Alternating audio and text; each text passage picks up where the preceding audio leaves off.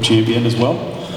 Nathan will be entered in the 100 freestyle tomorrow, and then the 50 freestyle on the final day of competition here this week. Nathan, just start us off, as somebody who has, been through a couple of quads, just kind of walk us through this meet and, just kind of explain the importance of it, not only for this year, but for, obviously the next year as well as we head into Tokyo. I think I'm really excited. Walking onto the pool deck, I think they've done a great job of setting up a great outdoor space and outdoor meet. I know in 2010 it was done big because we had Pampax. 2014 wasn't quite as big, and now it feels big again. So I think that's really cool and that's really exciting. Again, this is the middle of the quad. We all know that.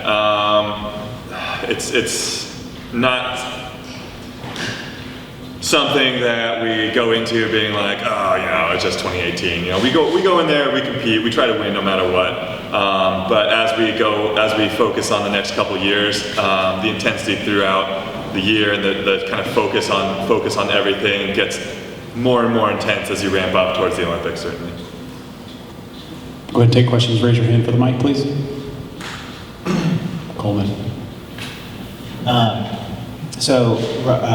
Ryan was in here last, and he talked a little bit about how, he accomplished all his goals in 2016 and in 2017. Mm-hmm. He didn't really find his motivation until, I guess, January of 2018. With you going through 3 quads now, I think, at kind of the top level, what is your experience with kind of that post-Olympic down, or maybe you don't get it the year after, you get it this year, but how have you kind of learned through each of those 4-year cycles how to deal with that? Yeah, no, that's a great question. I think I actually kind of alluded to it a little bit in my response to John's question. I think one of the most important lessons I learned in my freshman year of college was compartmentalization. Being able to kind of focus on what's going on at that moment.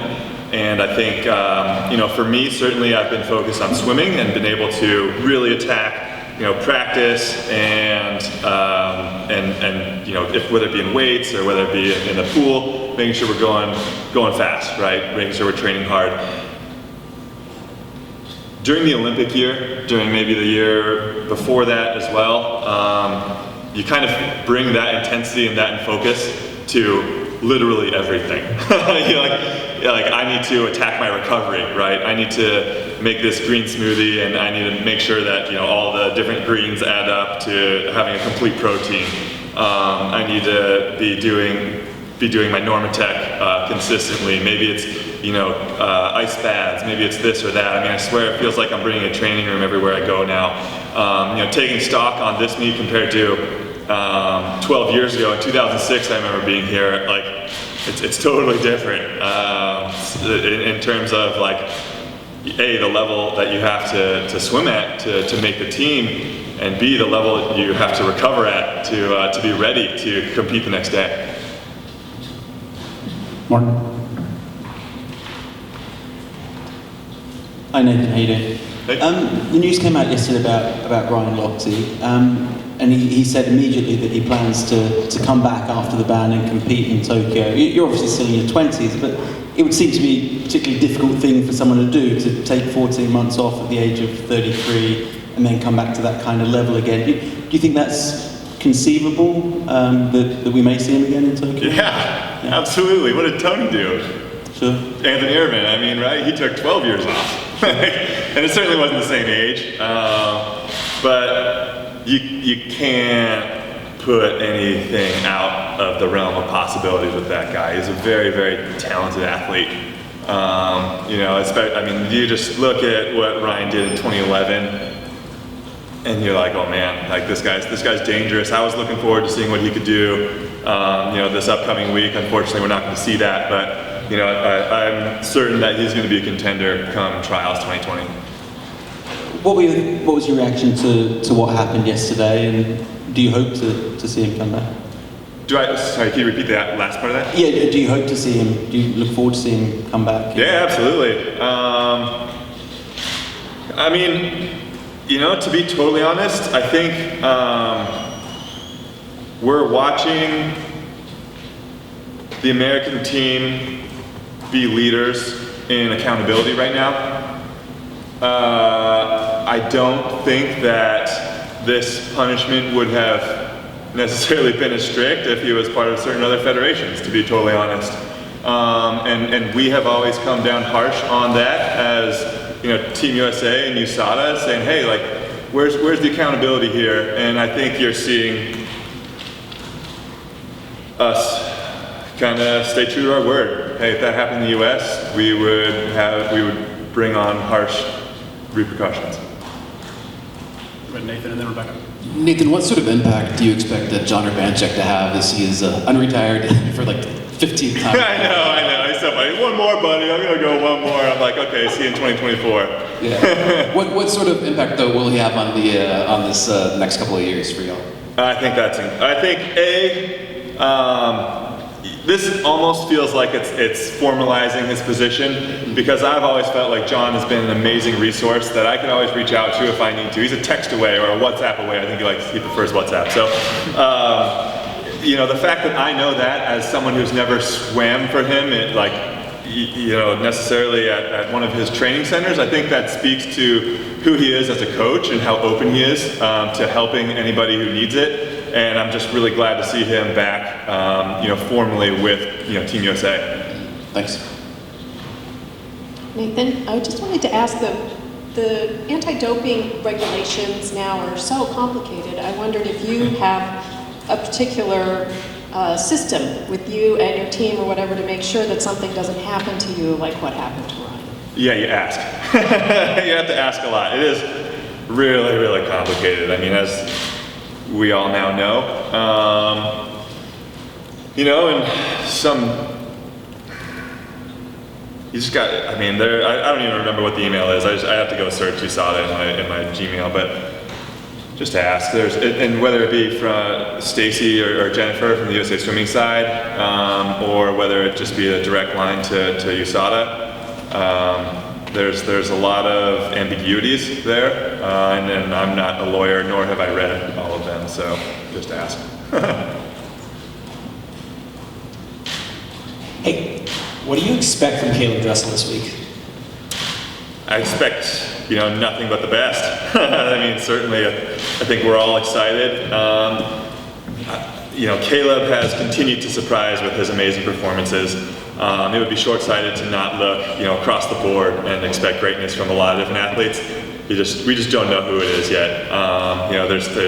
There's so many people that have just been ready to go and not fired off for whatever reason, and maybe it's going to be here, maybe it's going to be tomorrow, maybe it's going to be this week. I think that's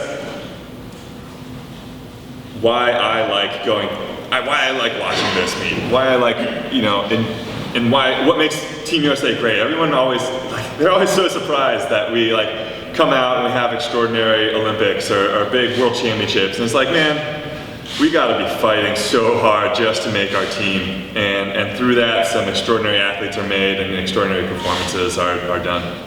You were there for almost the entire era of Phelps and then Brian Lochte, and now you seem to have the two best swimmers in the world right now with Caleb and Katie. What's that like to just witness something like that every year, where you feel like you're watching something historic really every time out? I think it's great. It's what makes Team USA great, right? And I bet that those two are hungry to accelerate their success and be even greater. And that's, again, it just circles back to what makes Team USA such a great country and why we have the best swim team in the world. I bet you talk to Caleb and he's just focusing on making the team right now, right? Again, we don't even feel safe with making the team, having some of the best swimmers on the world. So let's go, let's do this. Nathan, Nick here from NBC. Is 2020, would that be your last Olympics, or are you going to pull a Tony Irvin on us? I don't know, man. I don't know. I would say definitively right now, 2024 got the bid in LA, 100%. I would be all gung ho. I'd go for it. 2028, probably not. But that being said, Paris 2024 would be an amazing experience. I 100% will not rule it out right now, but not necessarily as certain as it would be if 2024 were in LA. And a follow-up. I'm not saying you're old, but do you But I'm a see, veteran. do you, yeah, you're a veteran leader. Do you see any comparisons between kind of the time we're in now with Caleb chasing you versus what, 6-10 years ago, you chasing Jason Lezak? Well, now I do. Yeah, that's the perpetual cycle. That's how it's going to be. There's going to be a point where someone's chasing Caleb too. Like, no doubt. It's as predictable as tides, really.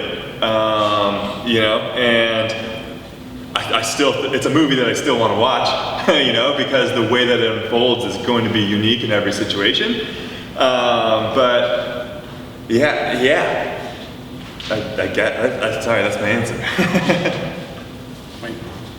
Hey Nathan, Wayne Drace from ESPN. I'm curious, with all the ambiguities in the doping code, if you were aware of this IV rule and therapeutic use exemption to do it and all that sort of thing. Yeah. I mean, I think I go to the Olympic Training Center anywhere, on average, probably 2.5 times a year. And one of those times you gotta go through the USADA presentation. We all hate it, but for the last 10 years I've been doing it, and it hasn't changed a lot.